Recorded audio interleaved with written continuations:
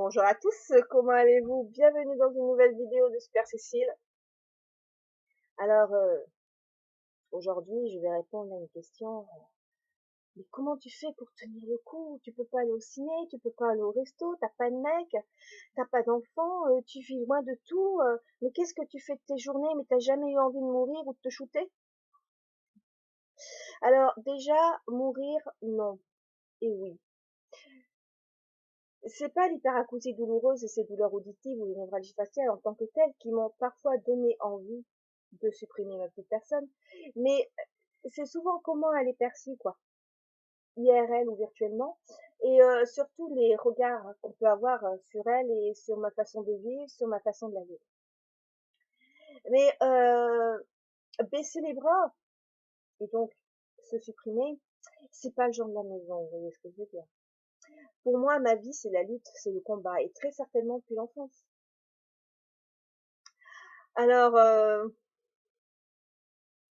dire que ma vie est compliquée, dire que ma vie est complexe, dire que c'est pas facile à vivre, dire qu'il y a des hauts et des bas, et je rajoute que même ça fait des bas, oui, oui, 100% vrai, oui, 100% oui. Mais me dire, oh là là, qu'est-ce que tu dois être malheureuse, stop. Qui vous permet de juger ma vie en tant que vie malheureuse? Déjà.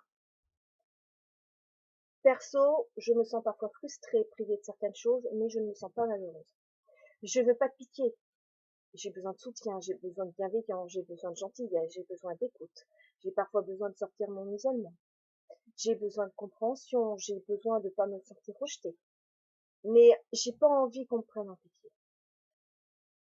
Et parler de l'hyperacousie douloureuse et de son impact sur le quotidien, informer, sensibiliser, faire de la prévention, communiquer sur l'hyperacousie douloureuse, donc, ce n'est pas se plaindre, mais c'est expliquer une réalité, une vie touchée par l'hyperacousie douloureuse. Ouais, mais comment ça se fait que tu prends pas de drogue? C'est pas normal. Alors ça, c'est une promesse que je me suis fait depuis le collège, ne jamais toucher à ça. Les drogues, pour moi, je les appelle des paradis artificiels. Merci Baudelaire. Euh, Parce que oui, ça peut donner du bonheur, mais c'est artificiel, c'est illusoire. Et en plus, ce n'est pas me shooter avec des médocs ou des drogues qui va réduire mon hyperacousie douloureuse. Quant à mieux la vivre, j'ai pas besoin de ça. Non. Mieux vivre mon hyperacousie douloureuse, ça va passer par la parlotte, ça va passer par l'écriture, ça va passer par les trucs et astuces euh, que j'ai mis en place pour le quotidien, ça va passer par une vie adaptée, ça va passer par le calme, ça va passer par le silence, ça va passer par les protections auditives, ça va passer par le look adapté, ça va passer par une vie adaptée aussi au jour le jour, si je puis dire. Euh, Ça va passer aussi, et là-dessus je travaille beaucoup dessus, euh, les mauvais regards et les insultes, les réflexions que j'ai dès que je sors de chez moi avec ma tête recouverte d'épaisseur, mon corps avec deux vestes dessus et puis mes protections auditives. Euh, Quand je marche dans une rue bourrée de monde et de bruit, c'est pas l'hyperacousie douloureuse qui va me faire le plus souffrir, même si c'est vrai, je souffre. Mais bon, je sais, je connais, je suis dans cette rue, je suis protégée, je suis dans cette rue parce que j'avais un truc à faire, je sais que je pourrais gérer le bruit ou que je pourrais pas du tout le gérer, j'aurais peut-être mal ou pas du tout, mais si je suis dans cette rue, c'est en toute connaissance de cause, si je puis dire. Mais par contre, ce que je vais avoir du mal à gérer encore, même après 30 ans d'hypersensibilité auditive et de douleur, c'est les gens qui vont singer mes épaisseurs ou me traiter de folle, par exemple. Les réflexions, les remarques. C'est ça qui me rend la vie difficile en tant qu'hyperacousique. Je suis différente. Oui, bah voilà, je suis différente. Je pourrais être aussi différente d'une façon, avoir des cheveux roux flamboyants, par exemple, être habillée façon Zazou ou être gothique. Non, il se trouve que je souffre d'hyperacousie douloureuse et de névralgie faciale, ce qui m'oblige à porter certains vêtements, des épaisseurs de vêtements, bien serrés, bien comprimés, et surtout une accumulation d'épaisseurs de vêtements, et mes protections auditives. Mais ce que je ne comprends pas, en revanche, même si je comprends que ma différence va attirer les questions, va attirer le regard, pourquoi lorsque quelqu'un est différent, on va le montrer du doigt? On va la montrer du doigt? On va se moquer d'elle? On va l'isoler? On va la rejeter? On va, ah bah tiens, c'est forcément elle, hein, qui a fait ça, parce que regarde, elle est différente. On m'a déjà traité de sorcière, parce que je suis habillée en homme, parce que je sors la nuit, ou je sors pas du tout de chez moi, parce que je vis sans mec, parce que j'ai pas d'enfant. Franchement, vous trouvez que c'est drôle? Vous trouvez que c'est intelligent? On m'a déjà traité de folle et de débile mental?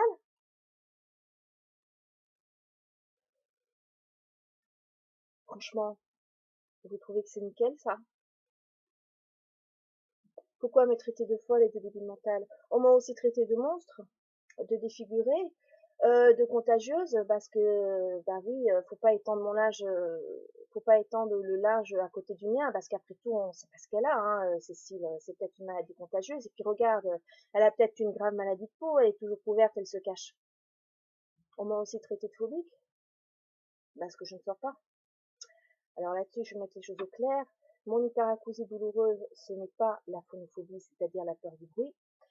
Quand il y a moins de bruit dehors ou quand mes oreilles sont top, eh ben je sors. Je ne suis pas non plus autiste. Alors je résume, je ne suis pas phonophobe, je ne suis pas folle, je ne suis pas phobique, je ne suis pas autiste, je ne suis pas une débile mentale.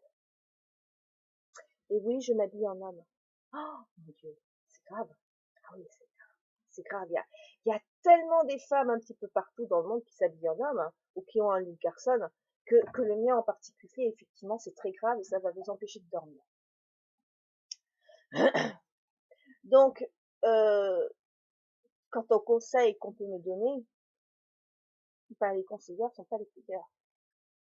Il n'y a que moi qui connais mon hyperacousie douloureuse, mon quotidien, mon cas d'hyperacousie douloureuse. Alors, je vais vous donner un exemple. Me conseiller d'arrêter le gluten. J'aime bien répondre aux conseils parce que j'ai un petit peu plus de culture en général que la personne qui me donne un conseil. Ouais, mais tu devrais arrêter le gluten, tu verrais, hein, tu serais plus hyperacousique. Alors, le gluten, c'est le blé, glucose, c'est le sucre extrait du blé. Alors oui, quand on est intolérant au gluten, oui, là, il faut arrêter et puis il faut remplacer par le sarrasin, par le maïs, par la châtaigne, oui, parce que c'est une question de santé et c'est primordial. Mais quand on n'est pas intolérant au gluten, euh, qu'est-ce qui permet de dire que c'est ça qui majeure ou l'hyperacousie douloureuse, par exemple? Parce que conseiller à quelqu'un d'arrêter le gluten, il va donc se mettre à la farine de maïs. Mais qui vous prouve ou qui lui dit que la farine de maïs sera adaptée, par exemple, à son appareil digestif, à ses alimentaires? On m'a souvent dit, ouais, bah arrête le café. Oui, le café est un excitant. Et moi, là, j'ai envie de dire, ouais, mais quel café? Arabica, Robusta, café en poudre, le café qu'on fait ses choix, café avec de la chicorée.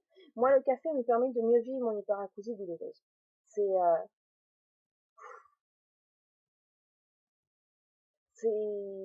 C'est même pas un stimulant pour moi, c'est même pas une boisson plaisir, c'est que lorsque j'ai mal, j'ai l'impression que boire du café, ça va mieux. Voilà. Donc, j'en abuse pas.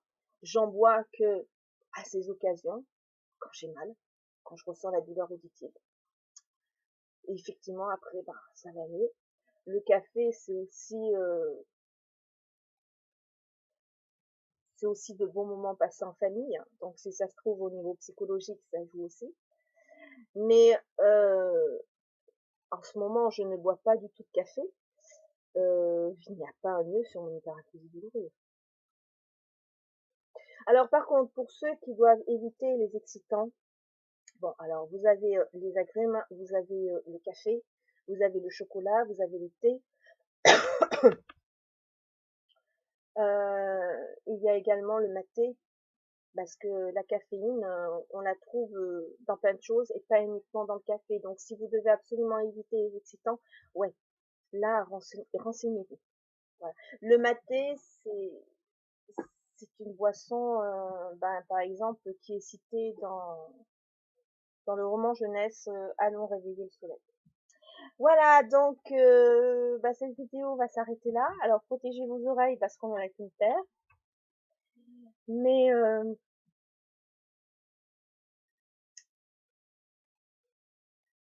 c'est un peu la double peine parfois que je vis. Il y a d'abord la douleur auditive, il y a aussi dans la vie des choses que je ne peux pas faire. Et il y a aussi le regard social qu'on va poser sur mes épaisseurs de vêtements, qu'on va poser sur mon poids, qu'on va poser sur mes cernes, allez, j'en rajoute une couche, sur mon teint dévasté et surtout sur mes protections auditives. Mais j'ai envie de dire que la capuche et les écharpes et les boules j'ai connu ça au collège et au lycée. Donc je suis un petit peu habituée à ce qu'on me montre du doigt. Mais c'est pas pour autant qu'on pense ça avec philosophie ou qu'on est habitué que ça fait pas mal. Voilà. Ça fait parfois mal au moral, alors parfois j'ai des paroles mordantes. Euh, Parce que parfois ça fuse, quoi. Parce que parfois j'ai pas envie de sourire à telle ou telle remarque, j'ai pas envie de répondre avec un sourire. Il y a des fois aussi où j'explique, je sensibilise, j'informe pourquoi je suis comme ça. Ça s'appelle faire de la pédagogie. Alors en face, la personne, elle aura deux attitudes. Soit elle s'en foutra éperdument et elle continuera à se foutre de ma gueule. Dans ce cas-là, je tournerai les talons. Soit il y aura peut-être une écoute, quelqu'un qui est concerné, quelqu'un qui va comprendre, quelqu'un qui va réfléchir. Dans ce cas-là, ouais, alors là, ça va donner lieu à un dialogue, à un échange, à du partage. On passera un bon petit moment comme ça, et puis voilà, quoi, basta. Mais,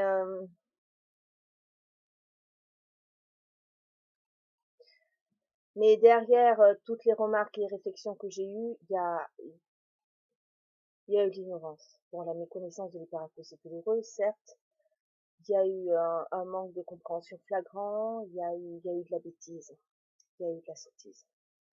Parce que traiter quelqu'un, ou plutôt quelqu'une, qui s'habille en homme, euh, qui sort la nuit, ou quand elle sort, elle est continuellement cachée, me traiter de sorcière, je vois pas tellement le rapport en fait entre la sorcellerie, l'hyperacousie douloureuse et les névragies faciales.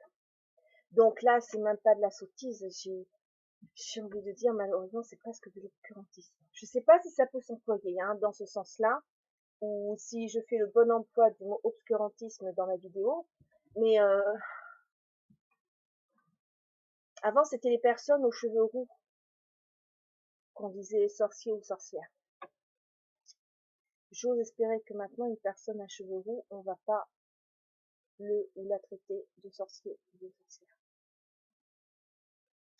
Voilà, c'est tout ce que j'avais à dire à propos de ça. Alors ceux qui vont tomber sur cette vidéo, qui m'ont donc par ailleurs traité de monstrueuse ou de défigurée,